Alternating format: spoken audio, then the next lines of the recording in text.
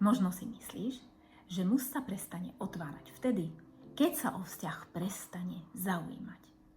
Ale niekedy sa začne zatvárať oveľa skôr. A často úplne nevedome robíme jednu vec, ktorá ho v tom ešte utvrdí.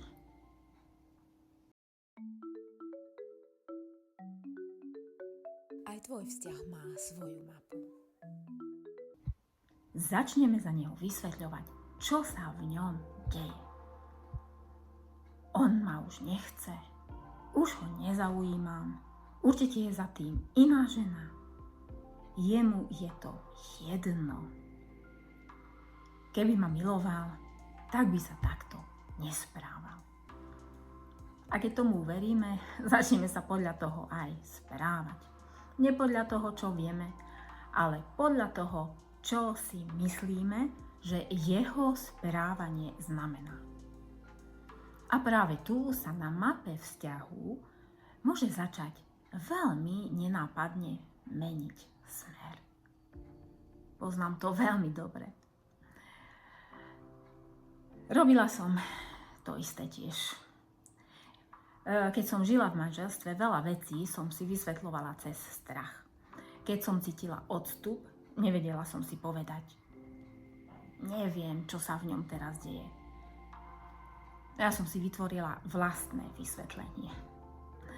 A potom som reagovala na toto vysvetlenie, nie na realitu.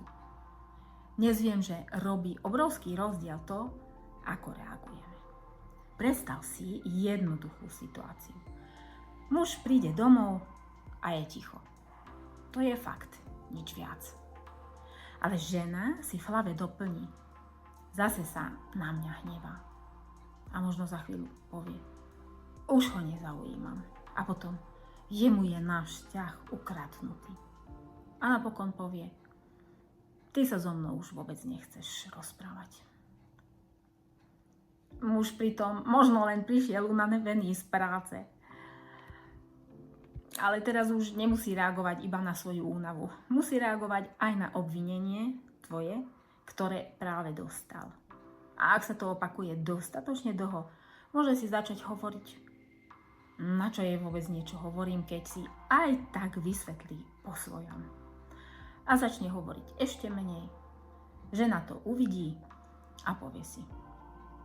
Vidíš, mala som pravdu. On sa naozaj uzatvára. Ako kruh sa uzavrie. Áno, on prišiel domov z práce unavený, tak ti to mohol dať najavo, že áno, ja som unavený teraz, potrebujem si trošku oddychnúť a za pol hodinku sa ti budem venovať. Mám ťa rád, len proste potrebujem trošku byť sám. Ale keď to neurobí, tak proste neurobí OK. A toto je presne to, čo vo svojej práci volá mapa vzťahu. Na nej nevidíme iba ona a on, čo robí, ale vidíme, čo sa deje medzi vami konkrétne. A podľa toho potom si povieme, čo môžeme urobiť, čo nemôžeme, nemali by sme a čo naozaj by bolo dobré, vhodné, aby váš vzťah napredoval. Teraz na obrazovke vidíš jednu z map, ktoré som kreslila počas konzultácie s klientkou. A všimni si, že problém často nie je iba v jednej veci, ktorú urobil muž alebo žena.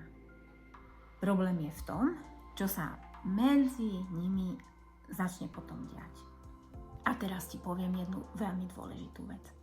Neznamená to, že žena si má všetko nahovárať. Ani, že má ignorovať realitu. Práve naopak. Má začať rozlišovať realitu od svojho strachu. Čo je realita? Kde? Kde je tá realita? Toto bola jedna z vecí, ktoré som sa musela naučiť aj ja. Prestať si hovoriť, ja viem, prečo to robí. Eko moje. Lebo to tak možno nie je. A začať si hovoriť, neviem naisto. Najskôr sa ho na realitu radšej spýtam. Možno to znie ako maličkosť, ale vo vzťahu to môže zmeniť úplne všetko. Pretože keď prestaneš reagovať na svoje domnienky, začneš konečne reagovať na skutočného človeka pred sebou. A muž zrazu nemusí neustále dokazovať, že nie je tým mužom, ktorého si o ňom vytvorila v hlave. A vtedy sa môže začať objavovať priestor na skutočný rozhovor. A možno si teraz hovoríš, dobre, ale čo mám robiť, keď sa naozaj vzdialuje? No, a preto nestačí jedna univerzálna rada. Najskôr potrebuješ vedieť, na ktorom mieste svojej mapy vzťahu sa práve nachádzaš. A to nakreslíme. Vždy na každej jednej konzultácii. Je tam strach, tlak, nedôvera, dlhodobé ticho alebo už úplné odpojenie. Pretože iný krok potrebuje žena, ktorá sa iba bojí, že partnera stráca, a úplne iný krok žena, ktorej partner už mesiace odmieta akúkoľvek blízkosť. A toto je dôvod, prečo na mojich konzultáciách kreslím každému človeku inú mapu vzťahu.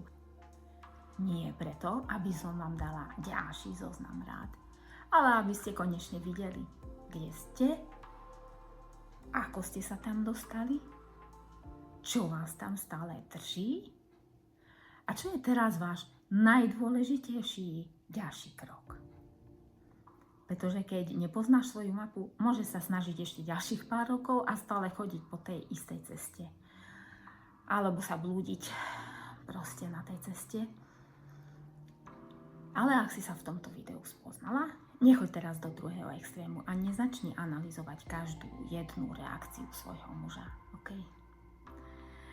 To by bola iba ďalšia forma kontroly. Skúsi dnes položiť jednu otázku. Čo o mojom partnerovi viem ako fakt? A čo som si iba vymyslela ja? A ak chceš ísť ešte hlbšie, pod videom nájdeš moje ďalšie materiály. Pripravila som pre teba aj bezplatné video 21 vied, ktoré zastavia hádky a otvoria náruč. Ak chceš pochopiť, ako hovoriť inak, bez toho, aby si sa musela zmenšovať alebo prosiť o pozornosť, začni tam.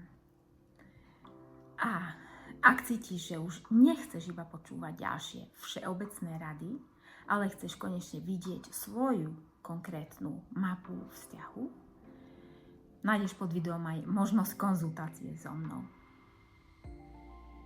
Nemusíš vedieť, čo máš robiť. Práve od toho mapa je. No a v ďalšom videu spoločne pôjdeme ešte o kúsok hlbšie. Pozrieme sa na jednu vec, ktorú si žena často zamieňa za lásku. Robí ju preto, lebo jej na vzťahu veľmi záleží. Ale muž ju môže prežívať úplne opačne.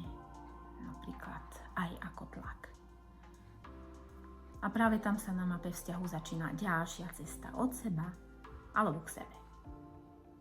Pokračujeme na budúce. Ahoj, krásna žena.